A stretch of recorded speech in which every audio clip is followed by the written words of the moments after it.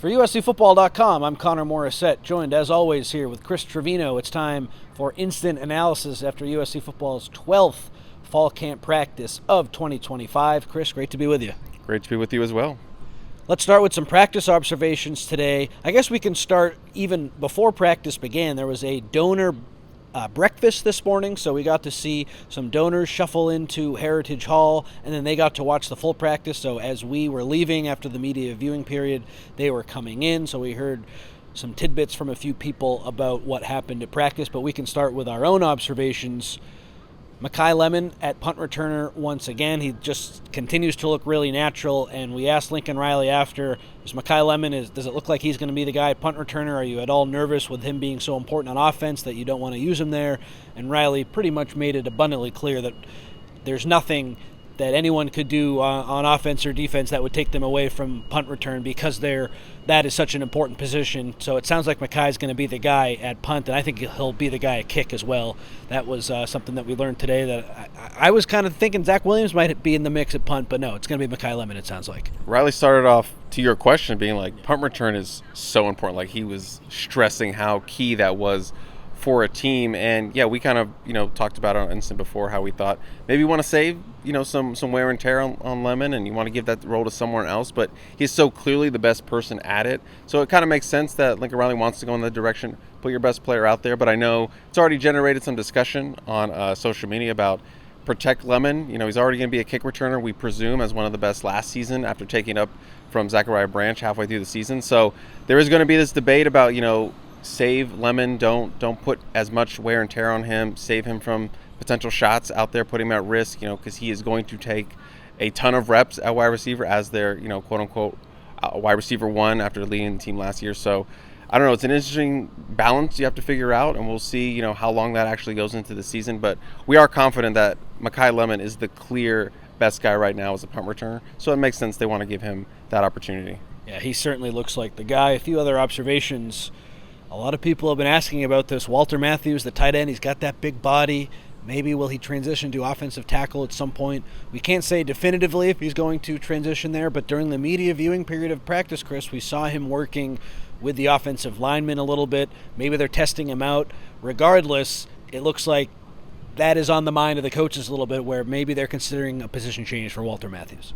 Yeah, absolutely. And this is something that's, I don't want to say mean, but it's something that's been talked about, especially for me when I first saw Walter Matthews. I was like, I look at him and I think tackle. And today, eagle eyes, both of us, we saw it. I don't know how many other people saw it, but he was there working with their kind of blocking drills. He didn't actually do any blocking. He was just holding the pad for them, and then he would go back and kind of watch. So we'll see how much that actually sticks, if it maybe is a one-day thing. We didn't see any other tight ends over there, so we kind of assumed it was kind of like a Walter Matthews specific thing. But again, we'll keep track on that the next couple days, next couple practices.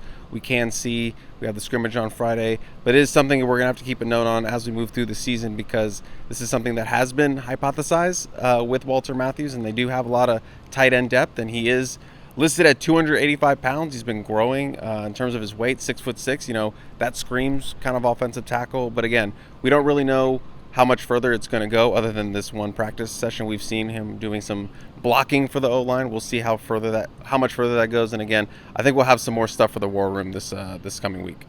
We're going to have a lot for the War Room, so you're going to want to subscribe over at USCFootball.com. 50% off? Yes, 50% off, a lot of observations. A few other things that we saw today.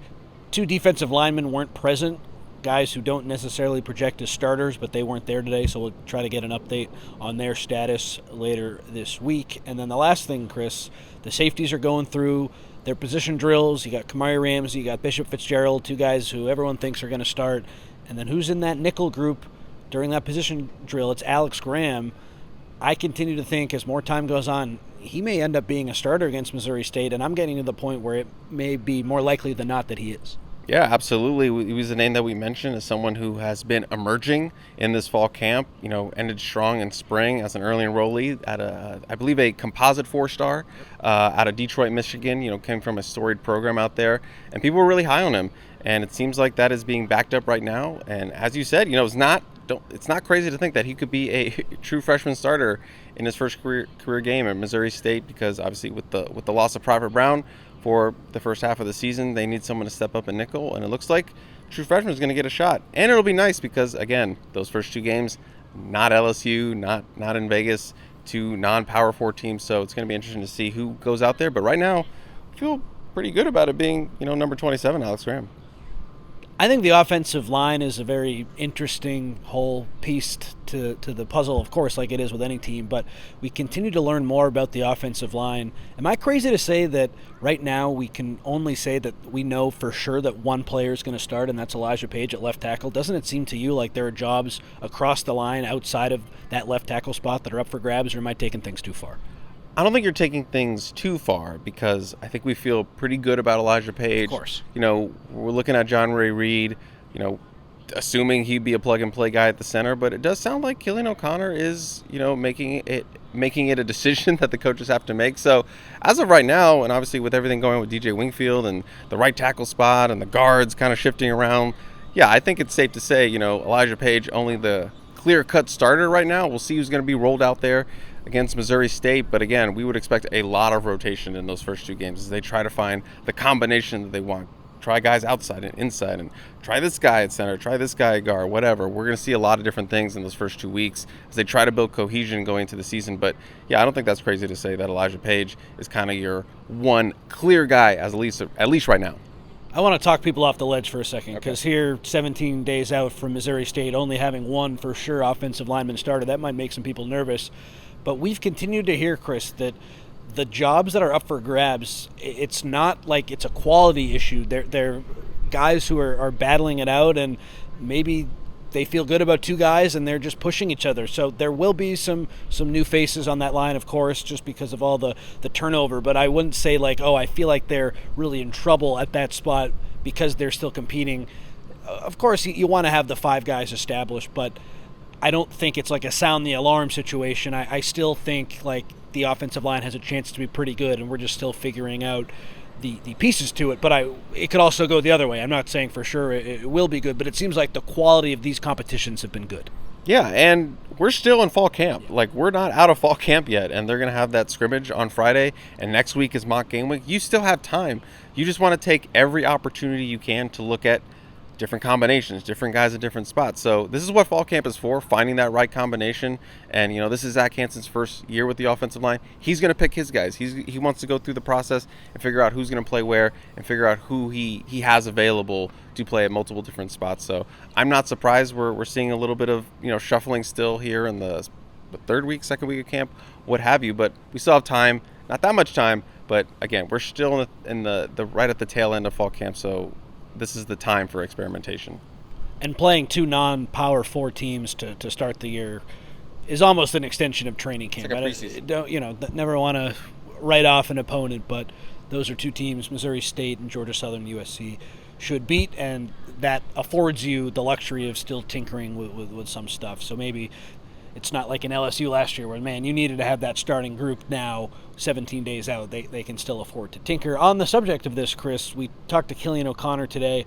I think the biggest takeaway from what he said, I asked him, you're a leader in the offensive line room. If someone in that room, and not if, when someone in that room who's competing for a starting job doesn't get it, what's your message to that player? How do you keep them engaged? How do you keep them motivated? And he said, people have to earn their spots every day. Just because someone is named a starter right now, it's not about how you start, it's about how you finish.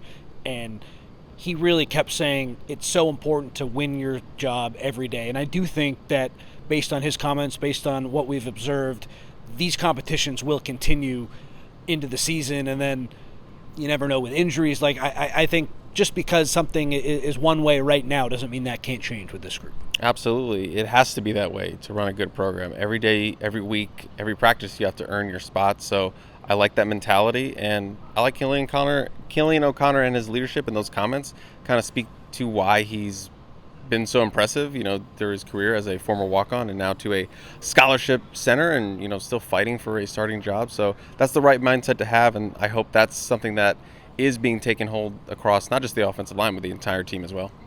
We heard from Jada Mava today. Lincoln Riley said that I think Friday they scrimmaged in the Coliseum and it was very competitive. It went into overtime. I asked Mava what was that overtime session like, anything you could share. He, of course, didn't give away too much, but he just talked about how he really feels like everyone is competing really hard on this team right now, and nothing is given. He has to earn everything, and that's been something that has really shown through here through fall camp. Maiava, he's going to be the starting quarterback, but that defense, especially under Danton Lynn, he's having to earn what he's getting every single practice. The hope is, you're going against a really talented defense every day in practice, and yeah, there might be some turnovers, but you're hoping the practices are hard so the games are easy on Saturday, and that's where you're hoping, for him in terms of growth as a decision maker and cutting down on those turnovers, because USC is going to need him to take that step in his development as a quarterback for this year to be successful. We've talked about how this is kind of the big X factor for USC in terms of his ability to take care of the ball and not give it away and put the defense in tough positions. I think the defense is going to be really good, but let's help them out, not turn the ball over as much. And again, that scrimmage, I'm really excited to see what that kind of looks like from a turnover perspective from Jada Mava and moving forward. But I'm really excited to see what we got, but I know that's kind of a big worry right now with USC fans. It's understandable after last season. We also heard from Mai Lemon. He said he's ready to return punts. He was asked about getting that NFL buzz right now ahead of his potential final college season, and he said, I just need to stay where my feet are, which is always good advice just in life, not necessarily in football. Chris, you caught up with Brian Jackson, the sophomore running back. Anything worthwhile from him today? He said, in terms of what impact he can have on this team, is a phrasing that I liked. He said, I could be the guy to pick up those quote-unquote dirty yards. Not the 20-yard runs or a 15-yard run or a first down run. Those are nice, and he can do those, but I think it's really important to have someone who can pick up those dirty yards, those 1 yards, those inches, those third and shorts, and the goal line ones. So I feel like that is a job he wants to secure, and obviously it's a really talented running back room with Eli Sanders, who's been a starter, Waymon Jordan, we know, JUCO All-American, our projected number one guy. So Brian Jackson needs to carve out a role for himself, and that could be the one as that kind of gritty, short yardage back, especially in the Big Ten. Every team needs one of those. I love it. With his size, that would make a lot of sense, so we'll see how he fits in. That'll be another player to watch in the scrimmage. The last coach today was offensive coordinator and quarterback coach Luke Huard. He was asked not just about the quarterbacks, but about the offense in general. He said he really likes the chemistry and the depth of the offensive line. It went back to what we were saying earlier. He talked about how he felt like if they did make a switch at one position, the chemistry has been so good that USC wouldn't necessarily feel it, which that's, of course, a good thing. But to go back to what I said earlier, like you see guys who we just hear about, Kalen Miller being in the mix and Alani Noah, and it just seems like there's a lot of confidence in whoever is going to win the spot because the loser of that battle has pushed that player so hard. And I'm excited to see what that first five is against Missouri State. Maybe we'll get a little glimpse of it at the scrimmage, but things could still change after that. But that, to me, is probably the biggest question on the team. The competition's good, but who's going to win these jobs? Building depth was something he said a lot in terms of talking about specifically the offensive line, but obviously that's what USC needs, as we've talked about, and we've kind of harped on how they don't have a lot of experience at the tackle position and interior. So practice is a good way to do that, but we're going to see a lot of that in those first two games, and those are going to be critical for development and getting just guys their feet wet and being thrown into the fire. I know it's not Michigan or Notre Dame or whatever, but those are still live reps, and I think that's going to help the team grow, especially on the offensive line. Last thing, we'll have more on it, but Cameron Fountain has been really impressing, so pay attention to the sophomore defensive end. We'll be back with another edition of Instant Analysis tomorrow. We're back here on campus. He's Chris Trevino. I'm Connor Morrissette, and we'll see you then.